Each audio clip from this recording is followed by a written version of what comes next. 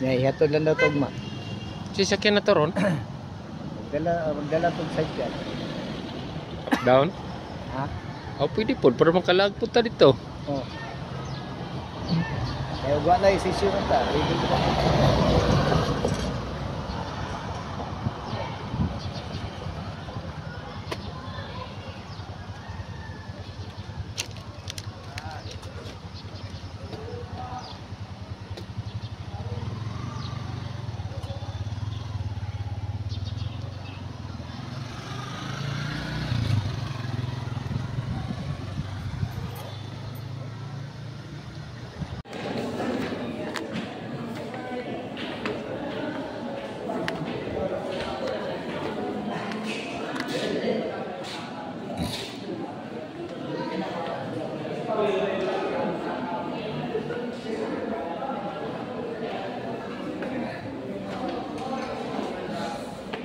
Brother,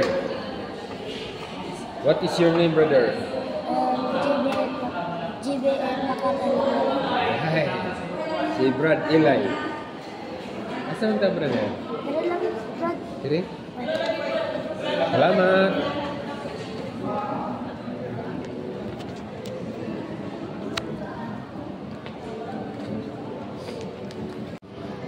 Nagbuhat mo.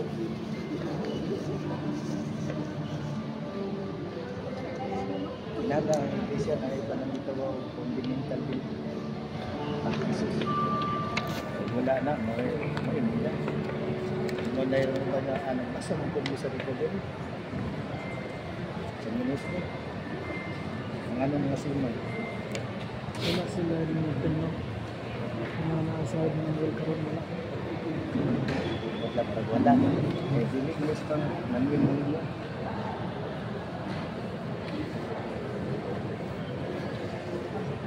Matagnan kayo kasi manus place pa. So, ang mga ansyano, upay lalo sa mga magos, mga apostoles. Apostles, workers, ang mga apostoles, so matig ka magbubuha, you subject to them, magpasakot po sa mga ansyano. Elders, apostles, subject to the saints, subject to the Amen to them, they're subject to one another. Magpasakupay din ang matag. If this is our church life, kung nga na itong iglesia subject to one another, na doon ay pagpinasakupay na the body of Christ, pinanggawas si Kristo. we are members. Kitang tanan, No one is head. walay na imong ulo. There's only one head. Ang labaw, si Kristo ra ang labaw. What do you think? Ang sa may inyong ginunahon.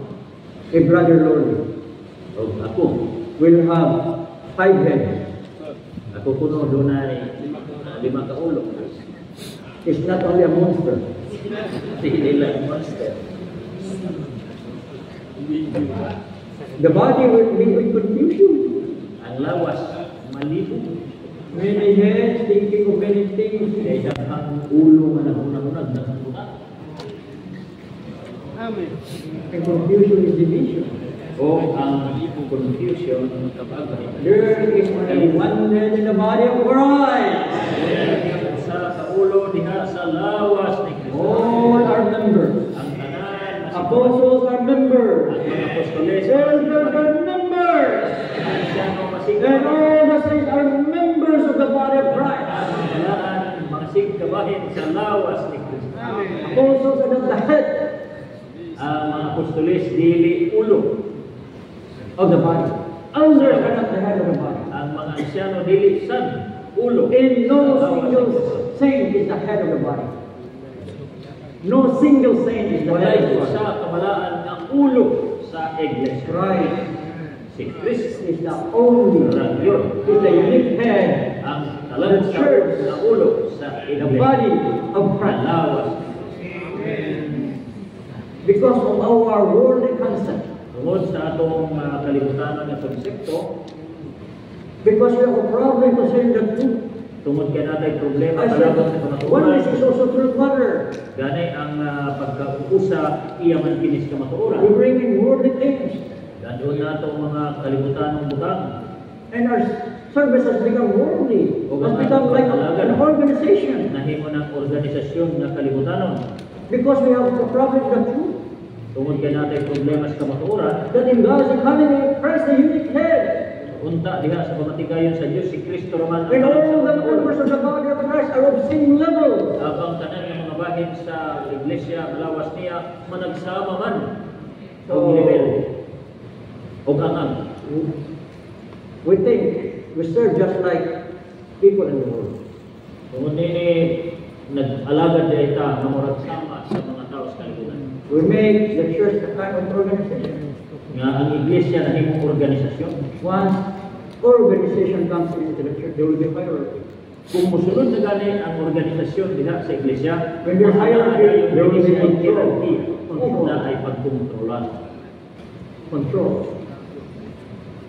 And the stress O will ang be different. gihatagan og ibukaton Will be different. mahimong malaki.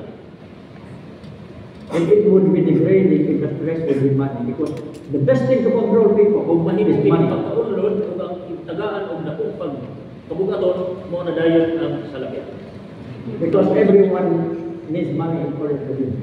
Tungod kay matag usa nanginhanglan man og salapi aron mabuhi. So this worldly concept, worldly organization from the church will bring in the concept that Also, workers are higher than elders. tungod ni ang konsepto nga mosulod nga gikan sa kalibutan dayon sulod sa iglesia The magmunang elder elder yung responsible ones will be higher than the saints. nga ang mga apostoles maoy labaw.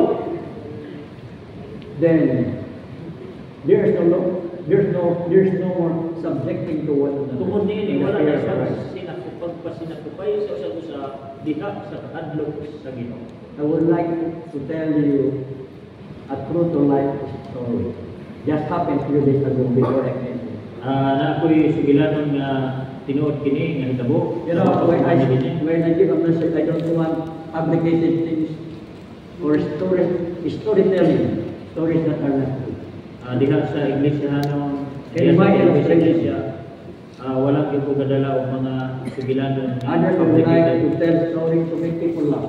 nga naiuban nga magtugis mga sugilanon aron lang mo makatawa sa mga naminaw. And we are distracted from God's economy. Tungod ni ini kuanta mas mapilayo ka sa God's economy is something serious. ang pamatigayon sa Dios seryoso. Because God's economy will fulfill God's purpose. tungod sa pamatigayon sa Dios matuman niya ang iyang tuyo. A training came to me for fellowship, private fellowship. Ginahanglan kini og A training came to me for a private fellowship. ang training niya kinako na niduol nako aron makigambitay sa He is now about to graduate from a full-time training.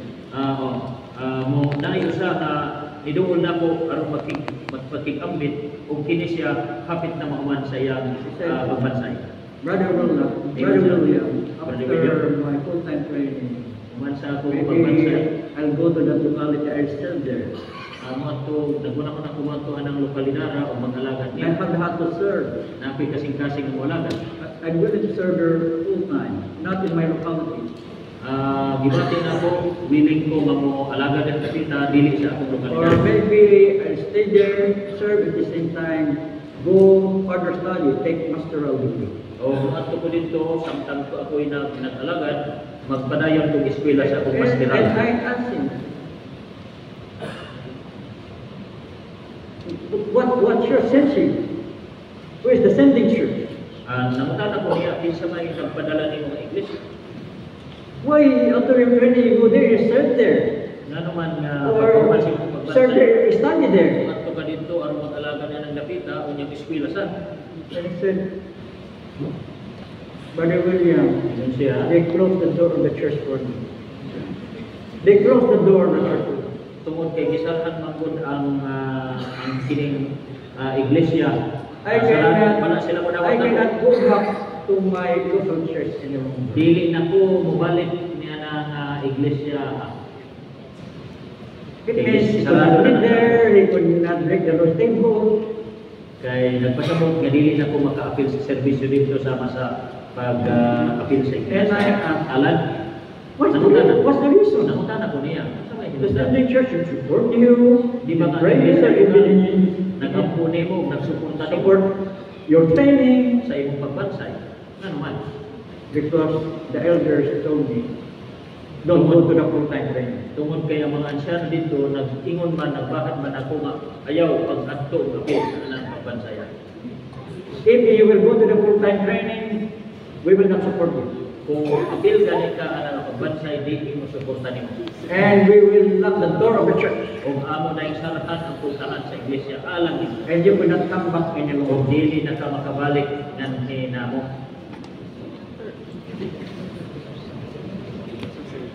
What is this?